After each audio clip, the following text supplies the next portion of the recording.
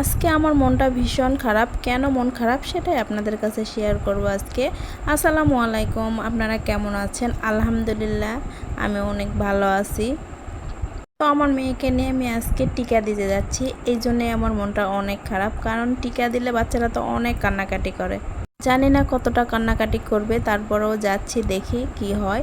তো এই যে বাচ্চাদের নিয়ে আমি যাচ্ছি, কারণ আমার যাওয়ার পথে ওদের স্কুলে ওদের দিয়ে আমি টিকা দিতে যাব, সেই জন্য ওদের নিয়ে যাচ্ছি। ওরা স্কুল একসঙ্গে করতে করতে এমন মিল হয়ে গেছে, দেখেন কত সুন্দর বান্ধবী দুইজন গলা ধরে যাচ্ছে। অনেক দৌড়াদৌড়ি করতেছিল, আমি বলতেছি রাস্তার এক পাশ দিয়ে যাও, তো আমার কথা শুনে আস্তে আস্তে যাচ্ছে রাস্তার এক পাশ দিয়ে। রাস্তার সাইডগুলো কিন্তু অনেক সুন্দর, দেখেন সাইডে কিন্তু বকুল ফুলের অনেকগুলো গাছ লাগানো হয়েছে। তো গাছগুলো লাগানো দেখে আমার ভালো লাগলো, কারণ বকুল ফুল অনেক আমার পছন্দের একটা ফুল। যাক মার্শাল্লাহ, বকুল ফুল যদি ধরে অনেকগুলো গাছ হবে এলাকায় বকুল ফুলে, এই জন্য অনেকটাই ভালো লাগতেছিল। তো বাবুকে নিয়ে যেতে আমার একটু কষ্টই হচ্ছিল, আবার ভিডিও করতেছিলাম আবার বাবুকে নিয়ে। তো যাই হোক, যত কষ্টই হোক একটু তো কষ্ট স্বীকার করতেই হবে, সব মিলিয়ে আলহামদুলিল্লাহ।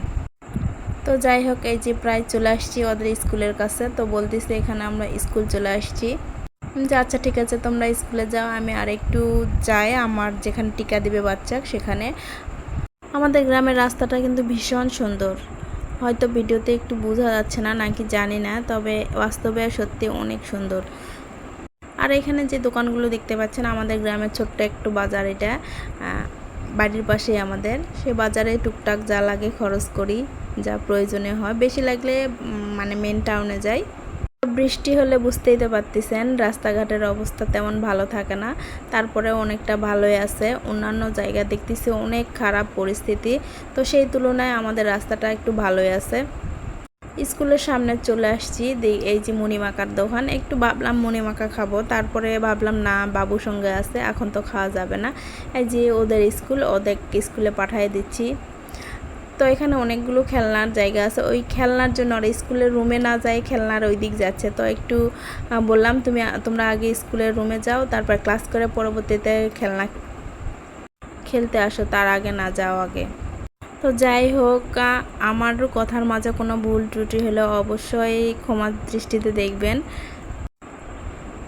তো অবশেষে চলে আসিছি, এই যে যেখানে বাবুকে টিকা দিবে সেখানে চলে আসছি। দেখেন এই জায়গাটা কেমন, কত ঘাস হয়েছে, মানে এটা সবসময় তালা দেয়া থাকে, সেই জন্য এই অবস্থা।